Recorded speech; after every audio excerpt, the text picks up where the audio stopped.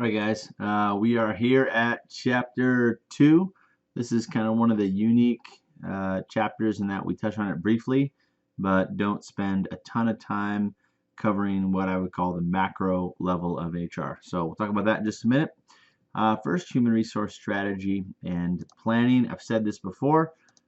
Say it again. You cannot serve a business until you learn a business. That is, its language, its politics, its history, its marketplace, competitors, suppliers, customers, everything, its culture. There's a formal organization which you can find on a website. This is who's in charge. But there's also an informal organization which you can't find without actually being there, and that's how things actually get done. So important to take time to learn that. Again, a reminder, HR is a support business function. It's not the center of the universe. It exists to make the business better.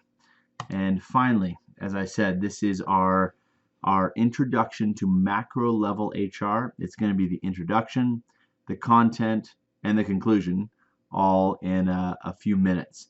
The reason for that is most people, when they go through an HR program, they're going to go in and they're going to support the business, usually at a high level.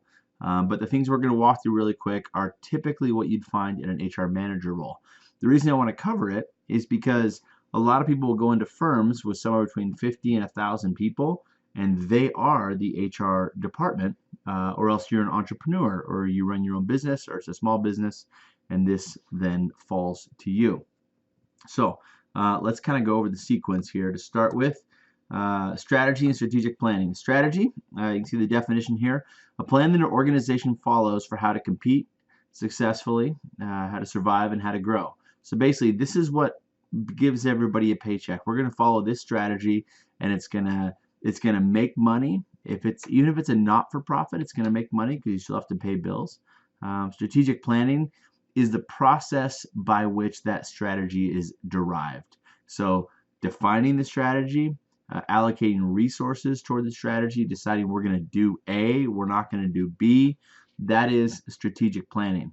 Once you have a strategy down, which stems from the organizational mission, then you can begin to align your HR function beside that. So the mission, the core reason for the existence of the organization, what makes it unique. That is, what do you do? Like why are we here? You can't say our mission is to make money. You have to answer that question with, this is how. We're going to make money by doing what specifically. That's the organizational mission. A comment on your boss. If you're in HR, usually that's the CEO or some kind of a director, or ultimately there's a series of bosses that takes you up to the CEO. So this is kind of what I've observed over the years. About 80% of your job, they don't actually care about. You're there to get some things done, get those things done. That's fine. They expect you to do that. 100% of your lingo, they won't care about.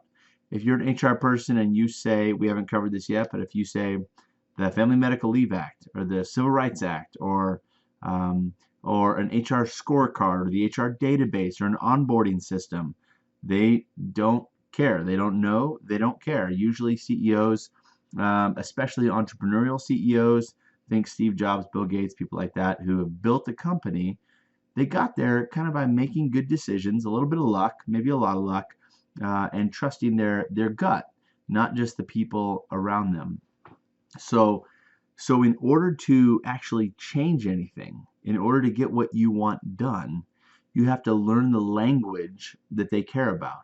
You have to use the metrics that they care about. If you have a CEO that's talking about product development over and over and over, like we have to do this, innovation, invention, product development, then those are the things that you begin to talk about. And what that does is that basically allows you to earn the right to be heard, so you can actually make some of the changes that you think need to happen. I've seen it multiple times. Someone goes into a company, they say, oh, you guys are doing this all wrong. Here's what you need to do. 2 weeks later, that person is found in the unemployment line. The reason is they didn't take the time to earn the right to be heard. I think of it like any relationship. Let's say, like I have my wife, Christy, who I love. I honor her. She honors me. And And if I see something that I would like to be different, we don't go out to dinner and say, okay, here's the deal, Christy, from now on, you should do this. No, that's not a successful change strategy. So you sit down and you say, how did we get here? What are the things that you care about? Give me the history, give me the decision making kind of along the way. Um, then you act in such a way that shows it's all about earning the right to be heard, that shows you care about the things that, in this case, your boss or your CEO cares about. And then once that credibility is established, then you have a little bit more free reign. So I see this a lot with people who, and you can see the problem clearly. It's not an intelligence issue. Like, you see the problem clearly, but it's about execution. It's about earning credibility. So having said that, let's walk through some things here. Human resource planning. This is really your bread and butter in HR. The definition: analyzes, identifies the need for, the availability of people so the organization can meet its strategic objectives. So that is back to the strategy. In sum, goes like this: right number of people, right capabilities, right time, right places. If you fail here, you will be replaced and should be.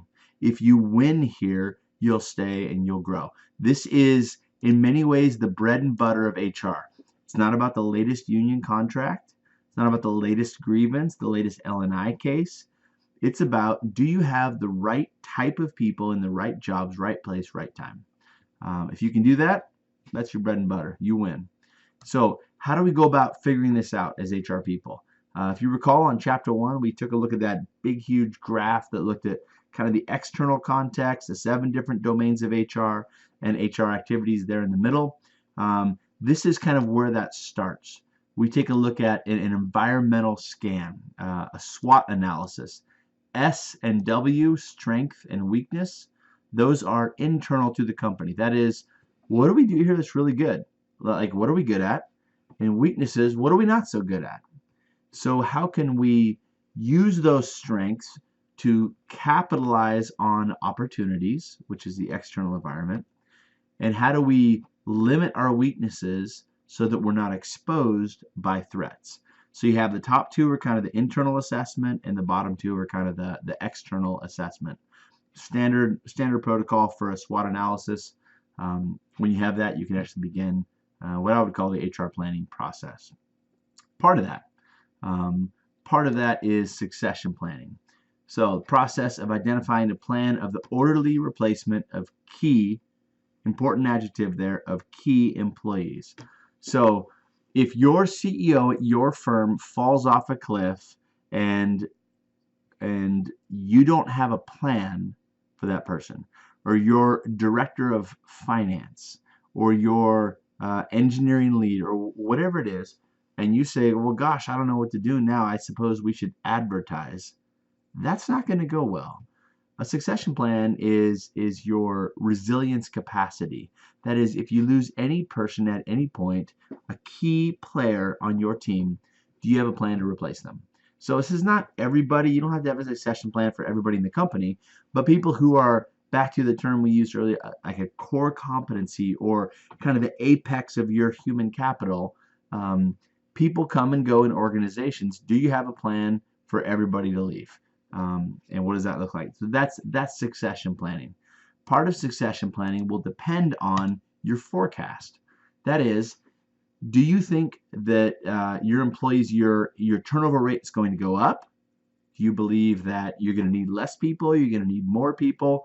That all has to do with forecasting, both the internal and the external supply of employees. So let's look at some examples of an external supply of employees.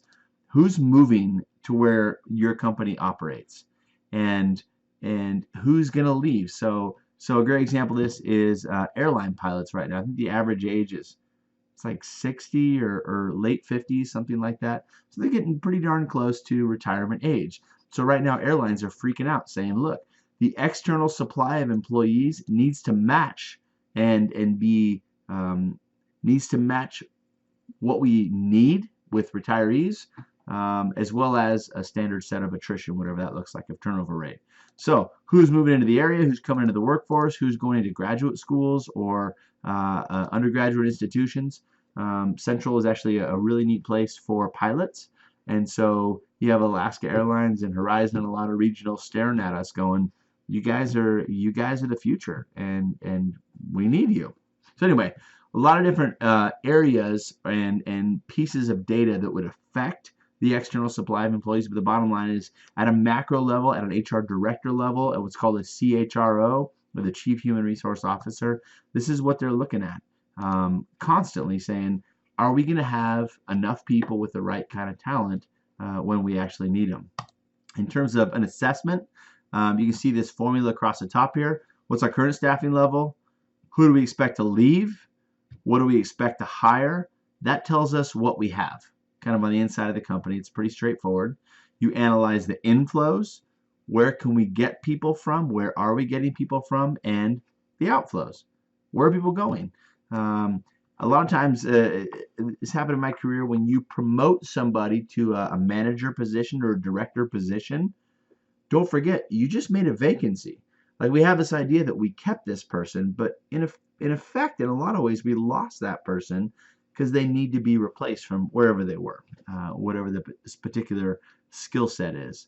And there's a few ways to do that. So when you're in a talent surplus, that is, you have more people who are actually good than what you need. There's a few different options here you can think about. Hiring freeze is probably one of the most common. Try to take care of the people who are in your company first. You can reduce work hours or compensation. That's dangerous. Money is particularly affective driven. Once you hit $70,000 or $80,000 a year, it becomes to be much more about ego and feeling of worth rather than can I keep my power bill paid. So if you reduce compensation, people say, well, I'm out. And who's likely to be out is probably your best employees. So anyway, but there are some options. In a talent shortage, you can see that, right? Voluntarily overtime, you can outsource certain components of whatever your production is, either a service or an actual artifact of production. So anyway, there are different options at a macro level to manage variance in terms of talent supply. If you find yourself in a situation where you have a talent surplus, one of the toughest things that you'll have to do is listed on bottom here. It's called a RIF, or a reduction in force, or layoffs. This decision is usually made by the CHRO or the director of HR. A few things to keep in mind. You have to figure out right away what's the work that we cannot go without doing. What's the most important work, and leave those employees alone. Number two, what are we going to need to actually execute our strategy? If we're going to lay people off, like that stinks. You can look at the bottom one there. Pay attention to the survivors. Like you're talking about people who have been maybe friends, maybe best friends, 3 years, 5 years, 10 years, saying goodbye to their buddies. So it's a big deal, especially for who's left and who's still working. But you can see there's some good ways to do it, and there's also some ways to take care of people as they're walking out the door. Severance benefits. You pay people for leaving, for instance. So if I know that I have enough budget to keep John Doe on till the end of the year, might it be better to lay John Doe off at 6 months and give them 6 months worth of severance? That sends a better message to them going out the door, a better message to John Doe's friends, the survivors who are staying there, and arguably potentially more ethical, as well as placement services, resume development, stuff like that, stuff we can care for. Other ways, so that would be a talent surplus. In a talent shortage, this is a pretty common order in terms of kind of heuristics. Use overtime. You don't have to, for an exempt position, you don't have to pay extra for overtime. You have to pay it all for overtime, but most firms will. So if someone's working, I shouldn't say that, many firms will. So if someone's working over 40 hours a week, if they are an exempt position, you don't have to pay for it, but you can as a company. So what you might do is say, we don't have enough people. I'm going to go ahead and choose my best performers, because they're going to get more work done than my average performer, my lowest performer, and I'm going to give them options for overtime if they want to do it. If that doesn't work, I ask myself the question, what work can I outsource? Or are there alternative work arrangements, telecommuting, working from home, stuff like that. You also have something that's constantly overlooked, and that is retirees. So people, there's more financial literacy today than there has been in the past. And so people are retiring at an earlier time. So if someone's retiring at 65 years old, well, chances are, depending on the position, they're still very capable and very interested in coming back to work. That's someone who already knows your processes, already knows your culture, already knows the products, the customers, the suppliers. So many times you can go back and try to grab those and entice them to come back to work where they're pulling two paychecks. They've got their pension or their retirement, but they're going to go back to work and also pull another standard paycheck. Contingent workers, those are your contract labor. You can have more of those and do your best to reduce turnover. So anyway, there's a lot of options in a talent shortage. And again, this is at a macro level. This is where a CHRO would say, hey, look, we have more customers paying. We have more work to do than the people we have. Here are some things that we're going to do about it. And this is the list they might march down. Again, at a macro level, you might think about culture change. So when there is a replacement or a turnover of a CHRO or a director of HR, they can come in and they can kind of assess the culture and go, okay, here are the kind of things that we want to do or that we want to change in order to be successful, to execute our strategy, to ultimately accomplish the mission. Define the desired behaviors. That's going to depend on each individual role. Each function of the business will have different desired behaviors. But if you're all about Lean Six Sigma efficiency, then that's the model and you apply it to different functions. If you're about employee engagement, that's the model and you apply it to different functions in terms of what it looks like. You have role models. Those are usually at a higher level in the firm. That's what they talk about. There's a heuristic that says you get what you talk about. There is you get what you pay for, but there's also you get what you talk about. So those would be your role models, and of course incentivizing the right behavior. Some standard methods of cultural change. But from an HR specific perspective, at a director level, you're going to think about how do I define success in my role as an HR person, or for this HR unit, this HR function. How do I say, yeah, we're actually doing our job. We're doing the things that we're supposed to be doing. That begins with measuring success. You can't just walk into your boss and say, yeah, we're doing our job. You have to have evidence and data to back it up, and those are HR metrics. So here's maybe a couple examples of HR metrics. We'll look at the top left for a minute, HR to employee ratio. So if you have an HR to employee ratio of 1 to 50 versus 1 to 100, well, that means one HR person for every 100 employees. That's much more efficient than one HR person to 50 employees. So that's something you track.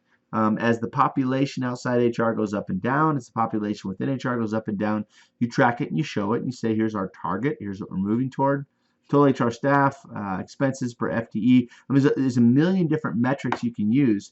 The question is, kind of hearkening back to some of the original slide that I talked about with you have to speak the language that your boss, your CEO actually cares about, is you and that person sit down and you agree. These are the metrics that matter. This matters because you're basically creating an HR scorecard. You're saying, if we hit these particular metrics, whatever those are, then you and I, boss, we both agree I'm doing my job well. And if we don't hit these metrics, you and I, boss, both agree I'm not doing my job well.